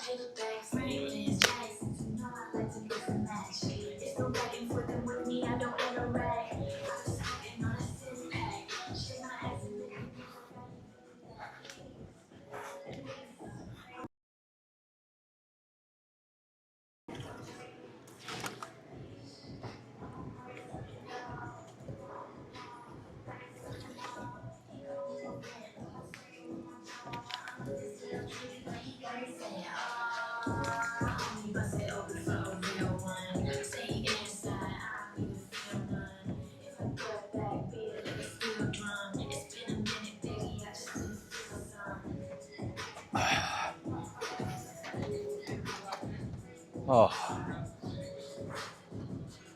All right. I'll be real. I'm feeling nauseous right now.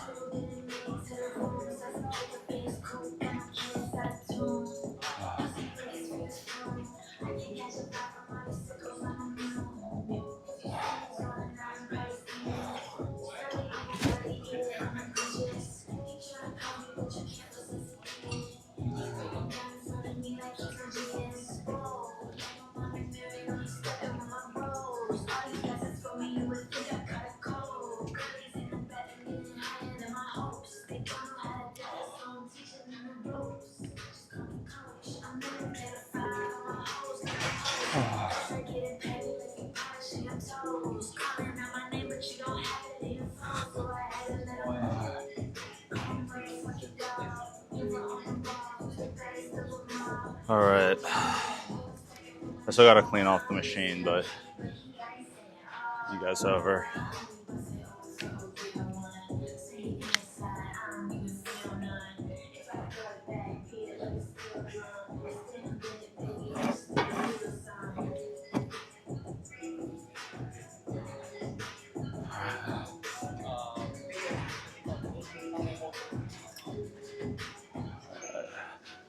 Honestly, I'll just put it right here.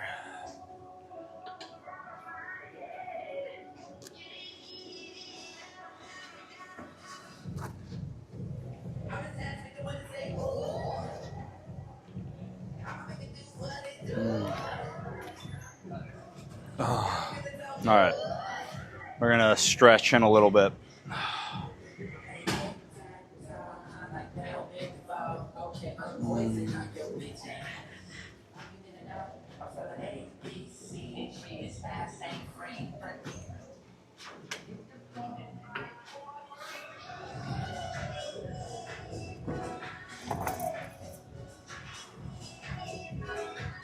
Oh.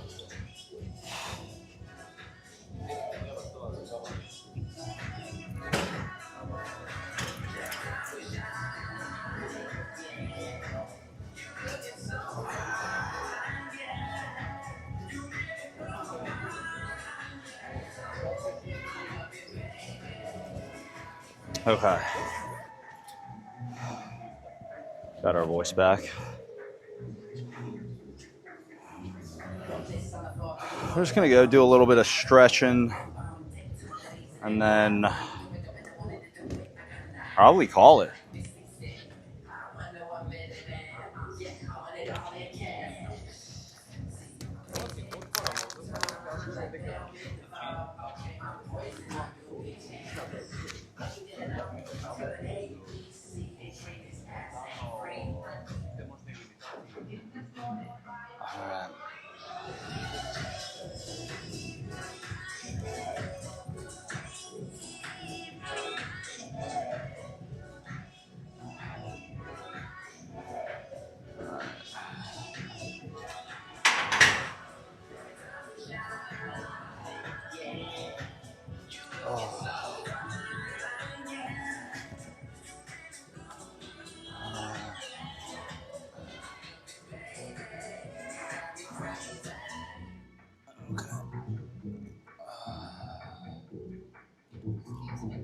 How's it going? I'm just doing the walking lunges right here. I just have one more. Oh yeah, sorry about that. Thanks for letting me know.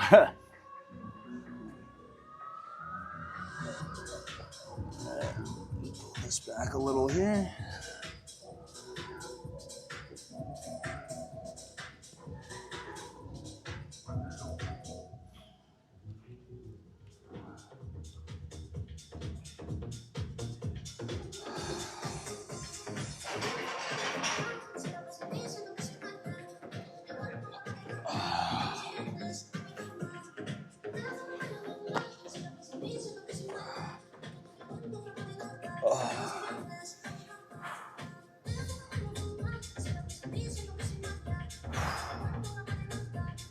Okay guys, we're just gonna do a little bit of stretching. We used to stretch all the time after tennis and soccer and cross country. You know, it's very important. But then we stopped doing that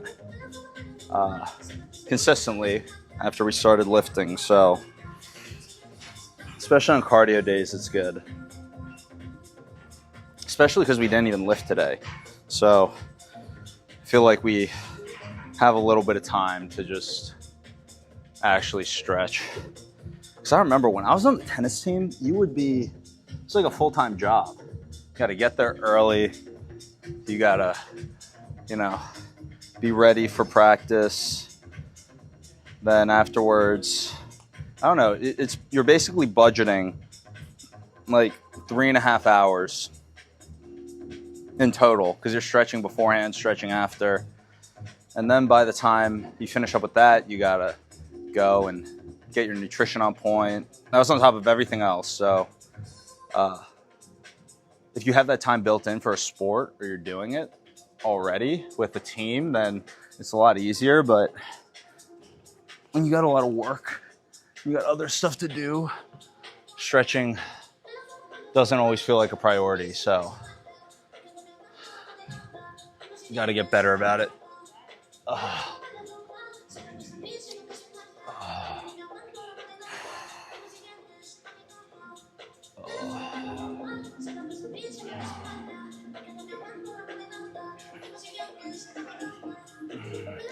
These are the exact stretches that we used to do in Division I tennis. We would do the quads, then we would do these leg pulls. I might not even be flexible enough to do all these anymore.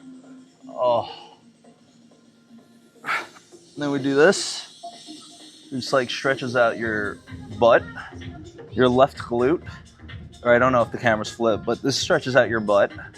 And then you go here, other side, and then same exact thing. Go there, your hand goes through here, grabs this, and then your other hand comes around.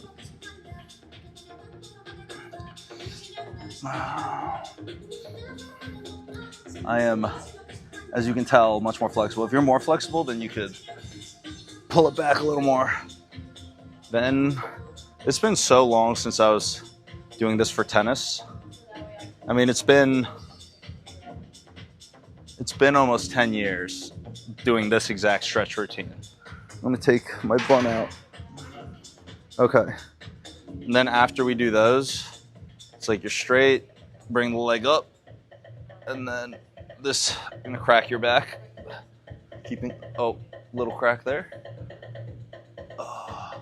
That one feels really good, like right in there. And then we switch. Oh, a lot of cracks there.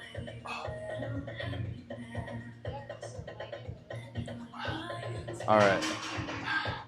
So what will we do after that? Oh, I almost forgot. Then this one I was really, really bad at. So have it here, and then you would stretch. Put my hair back up. It's stretched each side. This is actually very embarrassing to do on camera.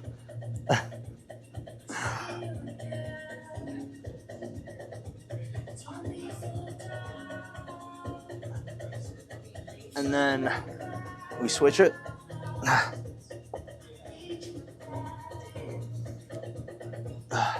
And then you go down the center, and ideally someone push your back. Oh, oh my God.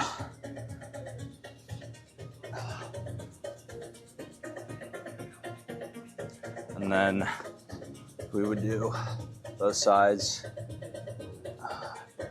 You can turn it a little bit depending on if you want. This straight on's more groin here, groin / hamstring. And then if you turn kind of like this, opening the hip, then you hit more hip flexors. I have very tight hip flexors, so I would twist it a little more.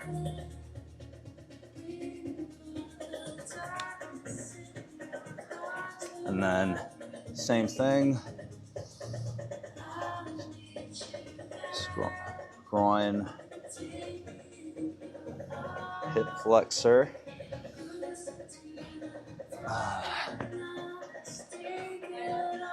And then the standard toe touches. Oh. And you go right over left. Oh. Okay, I really need to start stretching again. It's been a long time since I've done these. Oh.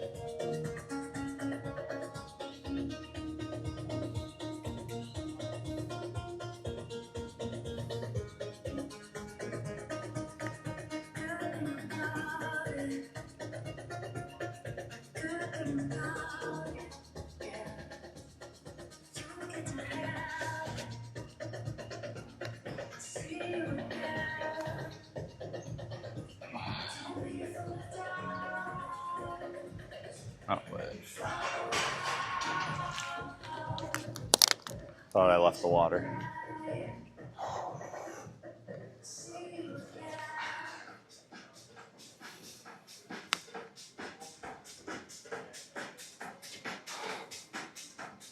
All right, just like that. We are done.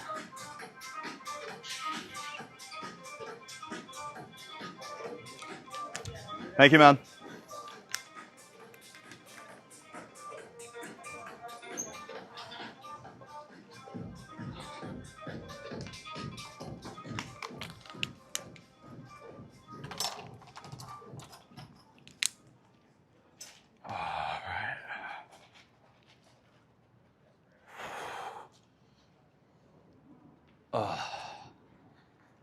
Okay.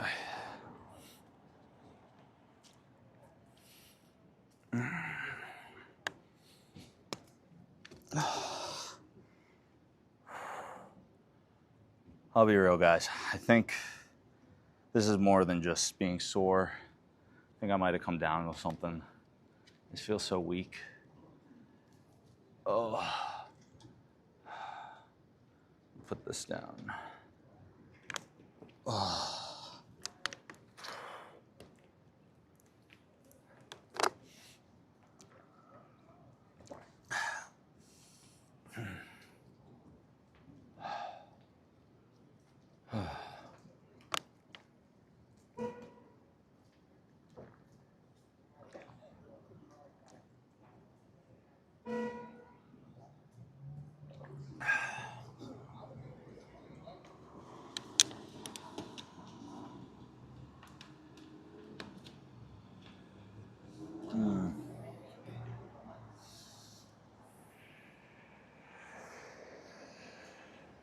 All right.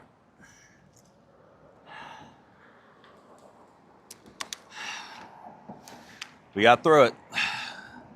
That's all that matters.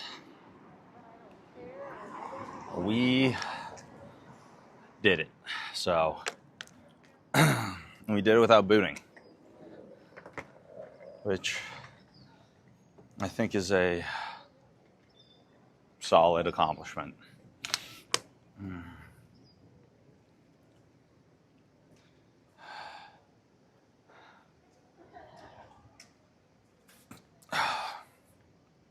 Okay, guys. That was a lot of fun. Tomorrow, we are gonna hopefully have more than just a gym session. I'm gonna do my best, probably take some vitamin C, some zinc, and some shut-eye, get some sleep, and try and get a little bit better. I was initially, when I went to bed last night, thinking that today we were going to both gym and stream on the desktop.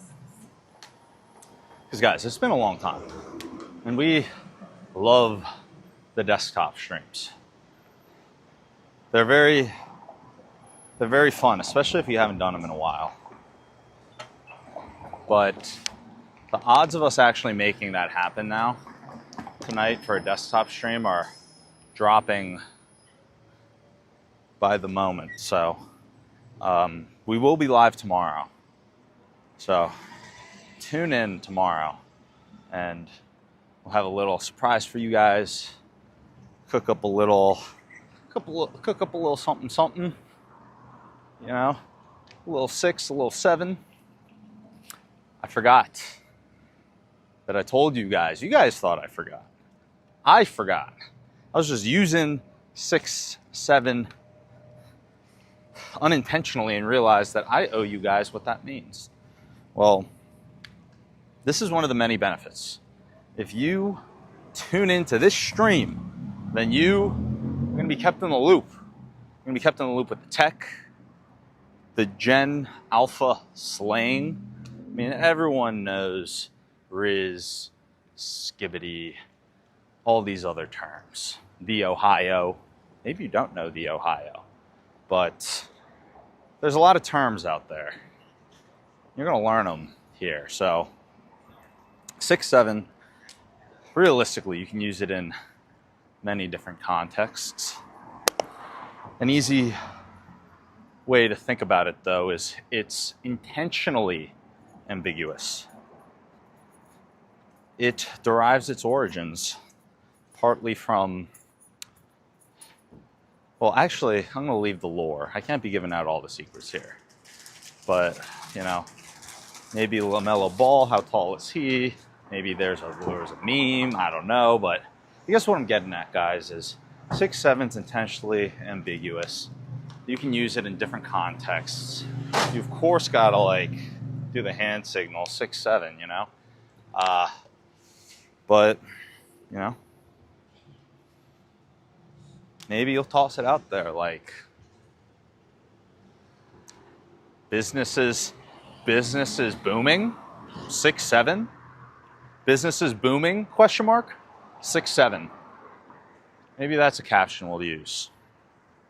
There are many different ways to use it, but it's intentionally ambiguous. You can use it in different contexts. But, you know, it's based on meme culture. Got to have the, you know, look it up. Look it up. Certified. Okay, guys, we're going to end this stream. This was fun. We'll be back tomorrow. We'll see what's least sore and see if we can hit that. We're going to go recover. We're going to go put up some job postings.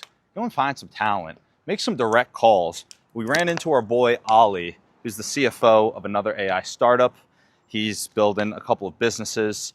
He's also just a really good friend. We met after we had come out here. So he had a great rec for where I could look. because I know that he had gone down this personal assistant path, and we both have some mutuals with someone who could actually be very good. So I'm also going to message her. And with that, we are signing off. Peace.